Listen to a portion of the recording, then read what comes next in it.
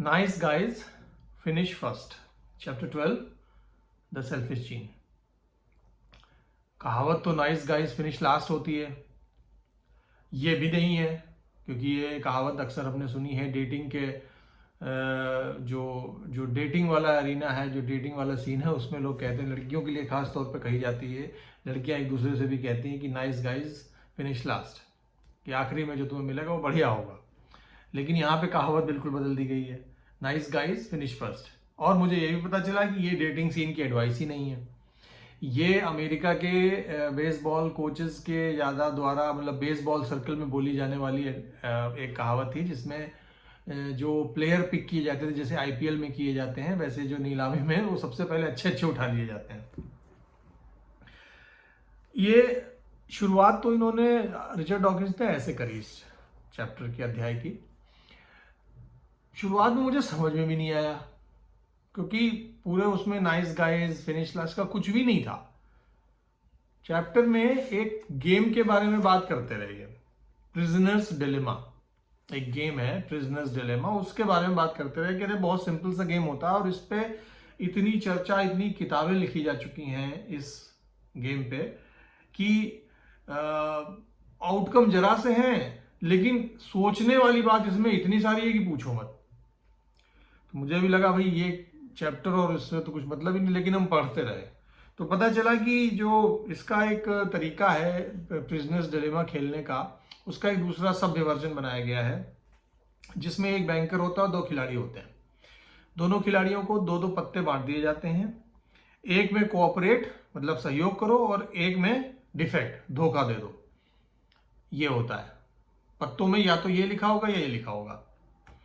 अब खेल खेलने के लिए खिलाड़ी एक एक पत्ता अपने देखेंगे और उठा के रख देंगे बगैर दूसरे को दिखाए, बीच में रख दिया, हाँ भाई सामने, और चाल आपने चल दी। अब बैंकर क्या करेगा, दोनों पत्ते निकाल के देखेगा। तो चार आउटकम आ सकते हैं। क्या? या तो हम दोनों लोगों ने, दोनों खिलाड़ियों ने कोऑपरेट सहयोग करना चुना होगा। ऐसे में बैंकर दोनों लोगों को 300 रुपए दे देगा।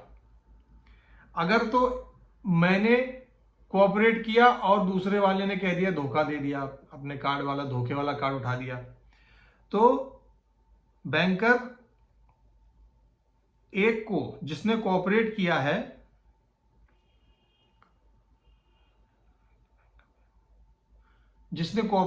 है, उसको $100 देगा, और जिसने धोखा दिया उसको $500 देगा, रुपया। अगर दोनों लोगों ने डिफेक्ट धोखे वाला कार्ड फेंक दिया कि हमने भी धोखे वाला कार्ड रख दिया, तुमने भी धोखे वाला, तो दोनों लोगों को 10-10 रुपए मिल जाएंगे। और अगर इसके विपरीत होता है कि दूसरे वाले ने धोखे वाला कार्ड चला और मैंने कोऑपरेट वाला कार्ड चला, तो मुझे कम पैसे मिलेंगे, 100 रुपए मिलेंगे, उसको 500 रुपए मिलेंगे। अब ये मुझे लगा कि ये क्यों समझा रहे हैं, इतना क्या समझाने की जरूरत है इसको। तो इसमें इसके जरिए फिर इन्होंने एक चार्ट बनाने की कोशिश करी। ये बताया, देखिए कुछ ऐसा चार्ट है ये, इसमें एक ग्रिड है जिसमें ये बता रहे हैं कि कोऑपरेट डिफेक्ट और कोऑपरेट डिफेक्ट में हमें क्या मिलेगा। मतलब अगर दोनों कोऑपरेट करते हैं तो रिवॉर्ड मिलेगा 300 रुपया, which is fairly good result. अगर एक डिफेक्ट और एक कोऑपरेट करता है तो जो फाइन, किसी एक को 100 रुपया फाइन लग जाएगा, और कोई दूसरा अगर कोऑपरेट और डिफेक्ट करता है तो उसमें भी, मतलब मैं अपने पर्सपेक्टिव से अगर खेलूं इस गेम को, तो अगर मैंने कोऑपरेट चला और दूसरे वाले ने कोऑपरेट चल दिया तो सबको भाई रिवॉर्ड 200-300 रुपए मिलेंगे। लेकिन अगर मैंने कोऑपरेट किया, उसने धोखा दे दिया, तो मैं बेवकूफ चूतिया बन जाऊंगा और मुझे 100 रुपया फाइन भरना पड़ जाएगा। वहीं अगर मैंने उसको धोखा दे दिया और उसने कोऑपरेट किया, तो मैं लालची हो जाऊंगा और मुझे ज्यादा मिल जाएगा, 500 रुपया मिलेगा। और अगर दोनों ने ही धोखे वाली चाल चल दी, तो दोनों लोगों को 10-10 रुपए फाइन मिल जाएंगे। ये बहुत सिंपल सा एक प्रिजनर्स डिलेमा गेम इन्होंने काफी देर तक समझाया, बड़ी गणित लगाई, ये फलाना ढिमकाना पूरा समझाते रहे। अंत में अंततोगत्वा निकल के ये आया कि इसके जरिए ये हमें ये बताना चाह रहे थे कि जो स्पीशीज हैं, इंडिविजुअल भी, मतलब अगर कोई जीव है, मैं हूं, कोई और है, या कोई कीड़े मकोड़े या कोई दूसरा जीव है, वो इसी तरीके के एक प्रिजनर्स डिलेमा गेम में फंसा हुआ है। उसका सारा बर्ताव कॉपरेट और डिफेक्ट वाला ही है, और इसी से एवोल्यूशनरली स्टेबल स्ट्रेटजीज निकल के आती हैं, और इसी से डिफेक्टिव स्ट्रेटजीज निकल के आती हैं, कोऑपरेटिव स्ट्रेटजीज निकल के आती हैं, जिनका शायद जीवन काल बहुत छोटा रहता है। बहुत देर तक ये समझाते रहे, बहुत सारे इन्होंने एक बहुत बड़ा एक्सपेरिमेंट चलाया गया, उसका भी इन्होंने जिक्र किया है, और उसके साइंटिस्ट का नाम मैंने शायद हाईलाइट किया हो कहीं। उन्होंने एक पॉसिबल स्ट्रेटजीज की बात करी। स्ट्रेटजीज मतलब इसी गेम में स्ट्रेटजीज क्या क्या हो सकती हैं, ठीक है, क्योंकि ये एक बार नहीं चलता, ये मल्टीपल, ये जैसे एक बार में खत्म नहीं होता गेम, आप इसके आइटरेशन चला सकते हैं, फिर पत्ते फिर रखे, फिर पत्ते फिर, तो मतलब ये अगर आप 1000 बार ये गेम खेलेंगे तो एक स्ट्रैटेजी निकल के आने लगेगी कि किस स्ट्रैटेजी को फॉलो करने से सबसे ज्यादा मेरा फायदा होगा और किस स्ट्रैटेजी को फॉलो करने से मेरा नुकसान होगा। इसी गेम को बार बार चलेंगे अगर। तो इन्होंने, रिचर्ड डॉकिंस ने बताया कि एक साइंटिस्ट ने एक्सेलरॉड, पता नहीं क्या नाम है उनका, शायद एक्सेलरॉड, हाँ एक्सेलरॉड, AXELROD, एक्सेलरॉड साइंटिस्ट हुए। इन्होंने क्या किया, इन्होंने इसी गेम को लेकर कई कई लोगों से खूब स्ट्रैटेजी सबमिट करवाई। कैसी स्ट्रैटेजी कि cooperate cooperate, defect cooperate, cooperate cooperate cooperate कॉपरेट, मतलब हर चाल में कॉपरेट कॉपरेट करते चले जाओ, ठीक है। और इन स्ट्रैटेजीज को एक ग्रुप ऑफ 20 लोगों की प्रोग्रामेटिकली एक टीम बनाई, मतलब कंप्यूटर प्रोग्राम के जरिए, और ये सभी स्ट्रैटेजीज को उसमें डाल दिया कि भाई ये खिलाड़ी हमेशा ये वाली स्ट्रैटेजी फॉलो करेगा, वो पहले 2 चाल कॉपरेट करेगा, फिर डिफेक्ट कर देगा, फिर एक आदमी होगा जो हर बार कॉपरेट ही करेगा, ठीक है ना। इंडिविजुअल स्ट्रैटेजी, गेम स्ट्रैटेजी नहीं, मेरी इंडिविजुअल स्ट्रैटेजी। तो ऐसी 50-60 इन्होंने इकट्ठी करवाई, और एक रैंडम स्ट्रैटेजी डाल दी कि भाई चलो एक रैंडम भी डाल दी ताकि बराबर हो जाए चीज। उसके एक्सपेरिमेंट से कई सारे चीजें निकल के आई। पहली बात तो क्या निकल के आई, एक होती बेवकूफी भरी स्ट्रैटेजी, एक होती है नाइस स्ट्रैटेजी, और एक होती है धोखेबाजी वाली स्ट्रैटेजी। 3 चरण है, एक्सट्रीम है, मतलब पूरा कोऑपरेट, नाइस, धोखेबाजी। और खूब ये एक्सपेरिमेंट चलाया गया। एक्सपेरिमेंट चलाने के बाद जो निकल के आया वो ये कि टिट फॉर टैट, जैसे को तैसा बिहेवियर अंत में जीतता हुआ दिखाई दिया। कोऑपरेटिव, पूरी तौर पे कोऑपरेट करने वाले बेवकूफ टाइप के, बहुत जल्दी वो हार गए और आउट हो गए। पूरी तौर पे धोखा देने वाले भी, पहले तो वो बढ़े खेल में, लेकिन जब वो पॉपुलेशन ऐसी हो गई कि सब धोखा ही धोखा देने लग गए तो भी गेम खत्म हो गया। पूरी तौर पे जब पूरी तौर पे कोऑपरेट करने वाले लोग आने लगे, जैसे मान लीजिए 100 लोगों में सब कोऑपरेटिव आ गए, तो कोई एक अगर ये हो जाता धोखे वाला, तो वो इतना एडवांटेज उठा लेता था कि कोऑपरेट करने वाले सारे ही हार गए। तो पूरे आइटरेशन में बार बार खेलने के बाद जो सबसे स्टेबल स्ट्रेटजी निकल के आई वो थी जैसे को तैसा, टिट फॉर टैट।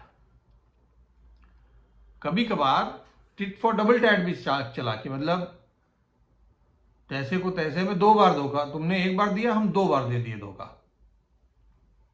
हमें अगर धोखा मिला तो हमने 2 बार धोखा दिया, तो ये भी चलती हुई दिखाई दी।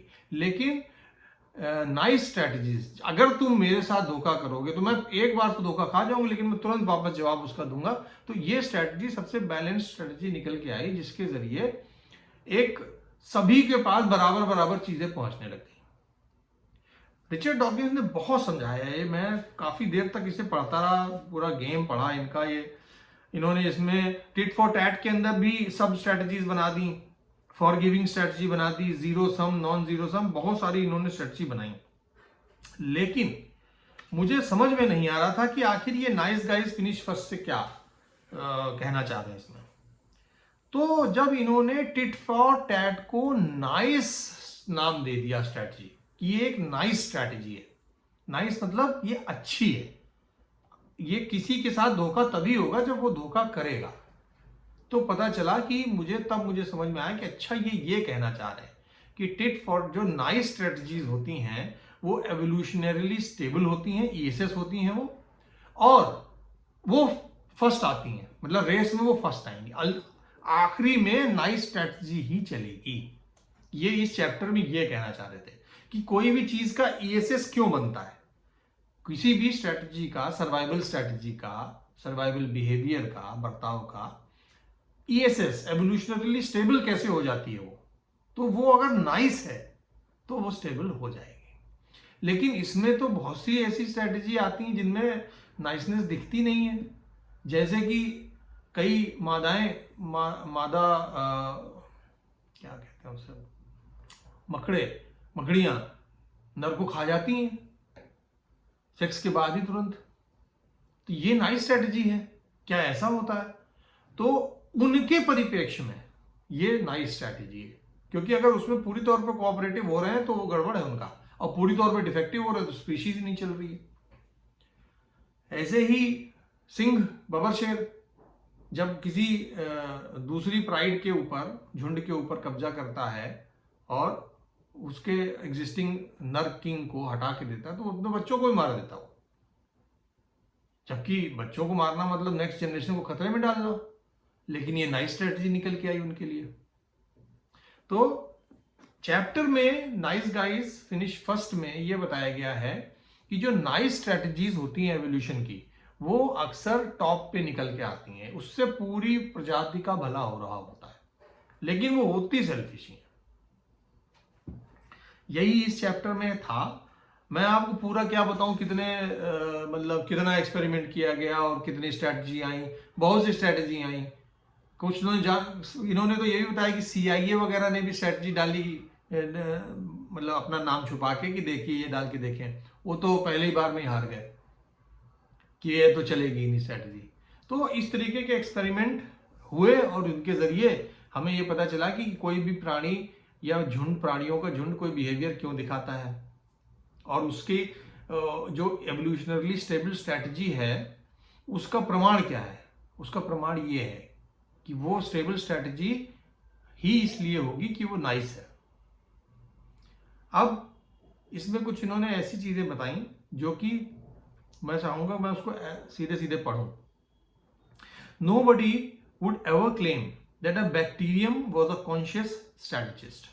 Yet, bacterial parasites are probably engaged in ceaseless games of prisoner's dilemma with their host.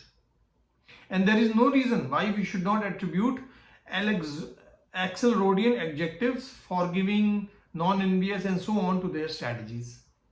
Axelrod and Hamilton point out that normally harmless or beneficial bacteria can turn nasty, even causing lethal sepsis in a person who is injured. A doctor might say that person's natural resistance is lowered by the injury, but perhaps the real reason is to do with the games of prisoner's dilemma. Do the bacteria perhaps have something to gain, but usually keep themselves in check?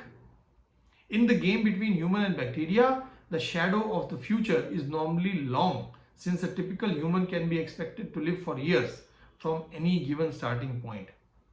A seriously wounded human, on the other hand, may present potentially much shorter shadow of the future to his bacterial guests.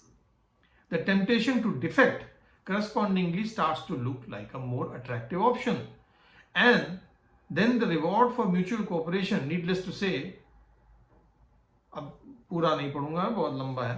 कहने का मतलब ये है कि ये कह रहे हैं कि हम और हमारे जो पड़ोसी हैं, बैक्टीरिया, वायरस, जो मेरे भी खाल पे होंगे, आंख पे होंगे, मुंह से निकल रहे हैं, ये हम दोनों लोग एक दूसरे से इस तरीके के प्रिजनर्स ऑफ डिलेमा वाले एक गेम में फंसे हुए हैं, जिसमें नाइस स्ट्रैटेजीज जीत गई, टिट फॉर टैट वाली स्ट्रैटेजी जीत। अगर बैक्टीरिया धोखा देता तो उसको मैं मार देता हूं, अगर मैं उसे धोखा देता हूं तो वो मौका मिलते ही मुझे काट देता है, और ये पूरे प्राणी जगत में हो रहा है। ये इन्होंने बताने की इसमें कोशिश करी है। अब चैप्टर यही था, और इसी में इन्होंने बेसिकली इस चैप्टर के पीछे जो मूल बिंदु जो बताने की बात कर रहे हैं वो ये कि आखिर जो मैंने इस पूरी किताब में बताया है ESS वगैरह, इसका कोई प्रमाण भी है या नहीं। तो इसका प्रमाण है कि देखिए, किसी एक व्यक्ति एक्सेलरॉड और एक और व्यक्ति हैमिल्टन ने, इनने मिलकर एक एक्सपेरिमेंट किया जिसमें ये जो स्ट्रेटजीज होती हैं, जिसमें कोई व्यक्ति, कोई दो जीव एक दूसरे की मदद करेंगे या नहीं करेंगे, और करेंगे एक करेगा दूसरा हार जाएगा, नहीं करेगा, तो इस तरीके की जब स्ट्रेटजीज एक कंप्यूटर सिमुलेशन में डालते हैं तो क्या उभर के आता है। और वही चीज इन्होंने प्रूव करी है इस चैप्टर में कि देखिए, इससे, इस कंप्यूटर सिमुलेशन, प्रोग्रामेटिक सिमुलेशन से हमें पता चला कि नाइस गाइज, नाइस स्ट्रेटजीज जो है वो क्यों सक्सेसफुल होती हैं। अब ये सेकेंड लास्ट चैप्टर था, इसके बाद तो आखिरी चैप्टर होगा और उसके भी मैं जल्दी ही डालूंगा। बस, धन्यवाद जी।